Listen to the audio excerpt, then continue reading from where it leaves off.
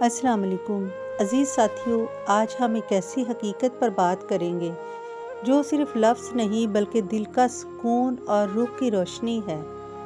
یہ وہ ذکر ہے جو اندھیروں کو اجالے میں بدل دیتا ہے اور تھکے دلوں کو ٹھنڈک بخشتا ہے۔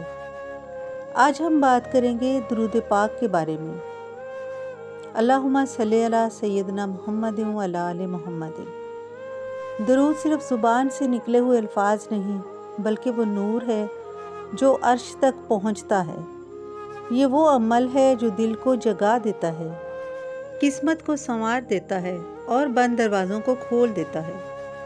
حدیث مبارکہ میں آتا ہے، جو شخص نبی کریم صلی اللہ علیہ وآلہ وسلم پر ایک بار درود بھیجتا ہے، اللہ تعالیٰ اس پر 10 رحمتیں نازل فرماتا ہے۔ سوچئے، ہماری زبان سے نکلے چند لفظ فرشتوں کے ذریعے براہ راست رسول اللہ صلی اللہ علیہ وآلہ وسلم کی خدمت میں پیش کیے جاتے ہیں۔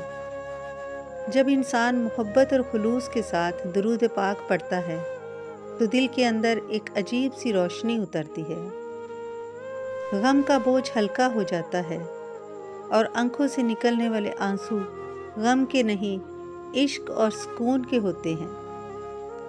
یہی وہ لمحہ ہے جب انسان اپنے رب اور رسول صلی اللہ علیہ وآلہ وسلم کے قریب ہوتا ہے۔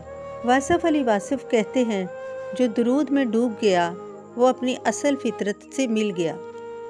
مولانا رومی رحمۃ اللہ علیہ فرماتے ہیں، درود ایک ایسا راز ہے جو روح کو روشنی میں بدل دیتا ہے۔ عزیز ساتھیوں، درود صرف عبادت نہیں، یہ تقدیر کو بدلنے والی دعا ہے۔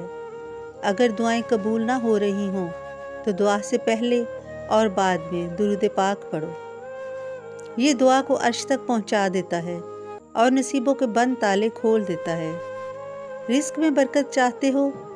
ہر صبح 11 مرتبہ درود پاک پڑھ کر گھر سے نکلو، اللہ تعالیٰ برکتیں نازل کرے گا۔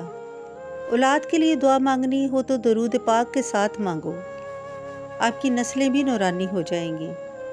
یاد رکھیے، کبھی کبھی دنیا داری میں ہم درود پاک پڑھنا بھول جاتے ہیں اور پھر دل بے چین، دعائیں بے اثر لگتی ہیں۔